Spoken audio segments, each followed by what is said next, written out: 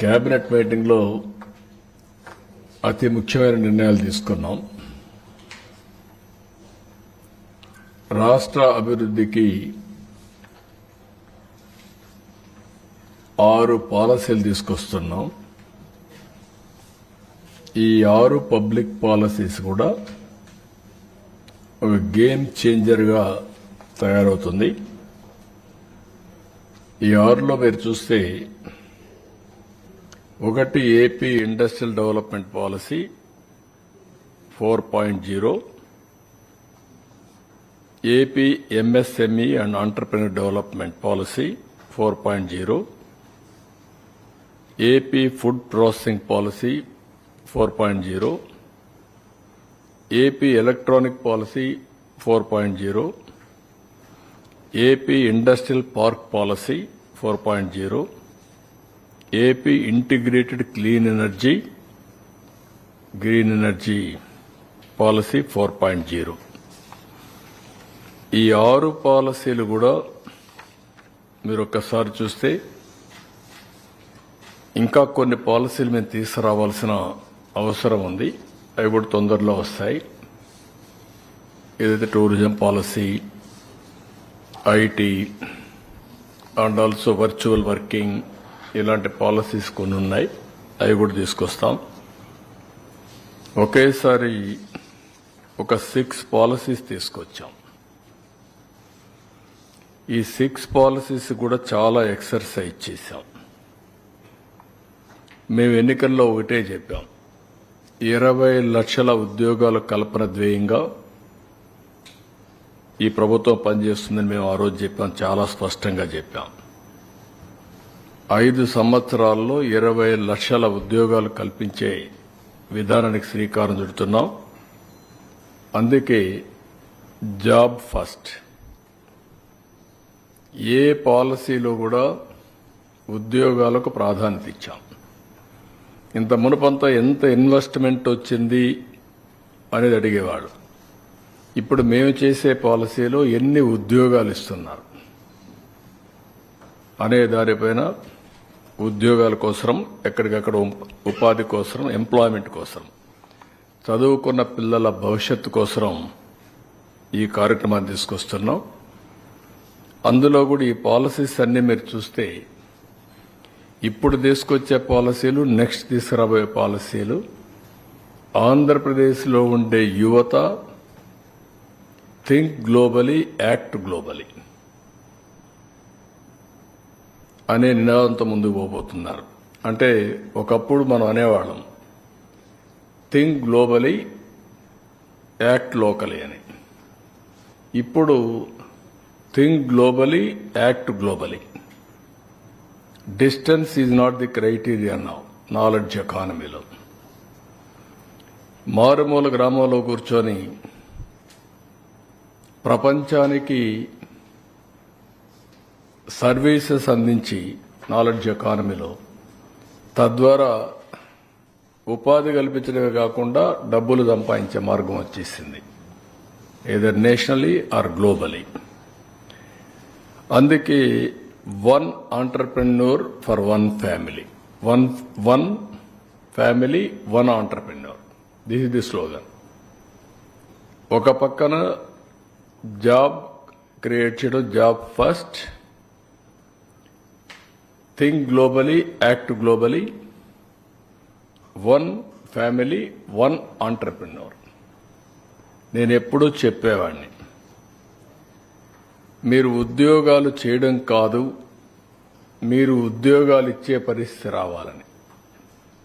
Job seeker కాదు, job ప్రొవైడర్గా ఉండాలని. ఫస్ట్లో మీరు నిన్ను చూస్తే 25 సంవత్సరాల కంటే ముందు ఒక public policy, so many public policy తీసుకొచ్చాం. అందులో ఒక ఎగ్జాంపుల్, ఒక పాలసీ, ఒక ఐటీ పాలసీ. ఆ ఐటీ పాలసీ వచ్చినప్పుడు నెంబర్ ఆఫ్ ఇంజనీరింగ్ కాలేజెస్ పెట్టాం, నెంబర్ ఆఫ్ కంపెనీలు తీసుకొచ్చాం. దానికి సినానమస్గా ఐటీని హైటెక్ సిటీ కట్టాం. అక్కడి నుంచి అన్స్టాపబుల్. నేను ఎవ్రీడే చెప్పేవాడిని, మీరు జాబ్ వర్క్ చేస్తున్నారు. అప్పట్లో వాళ్ళు అమెరికా నుంచి మెడికల్ ప్రిస్క్రిప్షన్ పంపిస్తే డే టైం పనిచేసే సాయంత్రానికి మనకు తెల్లవారుతుంది. మనం అవన్నీ టైప్ చేసి మళ్ళీ వాళ్ళకి పంపిస్తే వాళ్ళు మళ్ళీ ఆఫీస్కి వచ్చే లోపల ఇవన్నీ రెడీ అయ్యేటివి. ఆ రోజు నేను చెప్పింది ఏంటంటే, మీరు జాబ్ వర్క్ చేయడం కాదు, మీరు ప్రోడక్ట్స్ క్రియేట్ చేసే పరిస్థితి రావాలి. ఆ ప్రోడక్ట్స్ వచ్చిన తర్వాత నేను చెప్పేవాడిని, మీరు ఉద్యోగం చేయడం కాదు, మీరు ఉద్యోగాలు ఇవ్వాలి.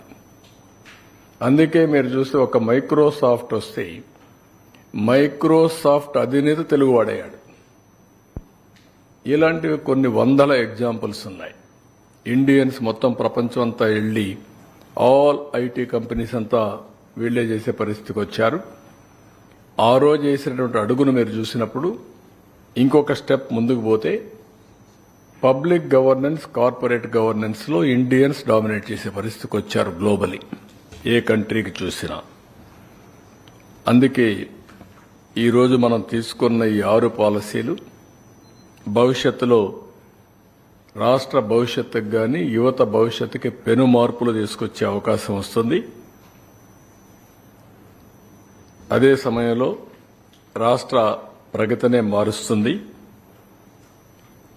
ఈరోజు మనం పారిశ్రామికవేత్తలు మన దగ్గర తిరగడం కాదు, ప్రతి ఒక్కరూ గుర్తుపెట్టుకోవాల్సింది, మనం కూడా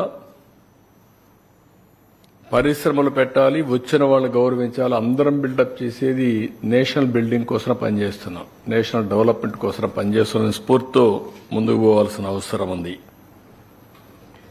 ఈరోజు ఇక్కడ పాలసీలు వచ్చినప్పుడు నేను ఆ డీటెయిల్స్ మీకు ఎక్స్ప్లెయిన్ చేస్తాను. అన్నింటికంటే ముఖ్యంగా రతన్ టాటా ఇన్నోవేషన్ హబ్. రతన్ టాటా ఒకసారి చూస్తే అంత మునుపు కంపెనీ ఉన్నప్పటికీ కూడా ఆయన తెలివితేటలతో ఇంటిగ్రిటీ, ఆనెస్టీ, నేను ఎప్పుడూ చెప్పేవాడిని, వ్యాపారాలు చేయడానికి వేరే మార్గాలు, అనేక మార్గాలు ఉంటాయి. ఎథికల్ బిజినెస్ చేసి కూడా ఎంపైర్స్ క్రియేట్ చేయొచ్చు. దానికి ఎగ్జాంపుల్ రతన్ టాటా. నీతి నిజాయితీగా ఎథికల్ బిజినెస్ చేసి ఈరోజు ఒక 28 కంపెనీలు ఫ్లోట్ చేసి $400 బిలియన్ వ్యాపారం చేయగలిగాడంటే, 100 కంట్రీస్ స్ప్రెడ్ చేయగలిగాడంటే ఒక జీవిత కాలంలో చేయగలిగాడు. ఒక లైఫ్ టైం అచీవ్మెంట్ ఇది. అందుకే నేను రతన్ టాటా ఇన్నోవేషన్ హబ్ పెట్టి ఇక్కడ అమరావతిలో మెయిన్ సెంటర్, ఉత్తరాంధ్రకు విశాఖపట్నం, ఈస్ట్ వెస్ట్ గోదావరికి రాజమండ్రి, కృష్ణా గుంటూరుకి విజయవాడ ఆర్ గుంటూరు, ప్రకాశం నెల్లూరు చిత్తూరుకి తిరుపతి, కడప అనంతపూర్ అండ్ కర్నూలుకి అనంతపూర్. ఇక్కడ 5 జోన్స్కి 5 ఇన్నోవేషన్ హబ్స్ వస్తాయి. ఇవన్నీ కూడా రతన్ టాటా పేరుతోనే ఉంటాయి. అది చూసినప్పుడు ఒక స్ఫూర్తిదాయకంగా తయారు కావాలి. అక్కడుండే పారిశ్రామికవేత్తల్ని ప్రాక్టికల్గా ఈరోజు మీరు చూసి సిలికాన్ వ్యాలీ ఉంది. సిలికాన్ వ్యాలీ అనగానే ఆల్ ఐటీ కంపెనీస్ అన్నీ అక్కడనే ప్రారంభమవుతాయి. What is the reason? అదొక ఇన్నోవేషన్ హబ్. ఇన్నోవేషన్ హబ్ని ఎకోసిస్టమ్ తీసుకొచ్చారు.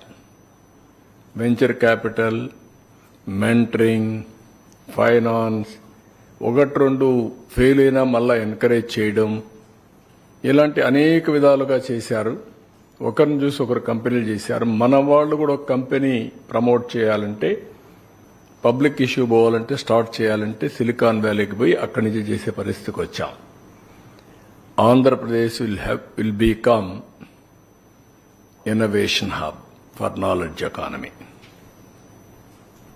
పరిశ్రమలకు అన్నిటికీ వస్తుంది. నాలెడ్జ్ ఎకానమీకి కూడా ఒక ఇన్నోవేషన్ హబ్గా ఉంటుంది. యువత కానీ ఇక్కడ పుట్టిన వాళ్ళందరూ బయట పోయి వండర్స్ చేస్తున్నారు, ఇక్కడ మాత్రం వదిలిపెడుతున్నారు. హైదరాబాద్ పోతే వీళ్ళే ఉంటారు, బెంగళూరు పోతే వీళ్ళే ఉంటారు, చెన్నైకి పోతే వీళ్ళే ఉంటారు, అమెరికాకి పోతే వీళ్ళే ఉంటారు, ఆస్ట్రేలియా పోయినా వీళ్ళే ఉంటారు. ఇక్కడ మాత్రం ఉండడం లేదు.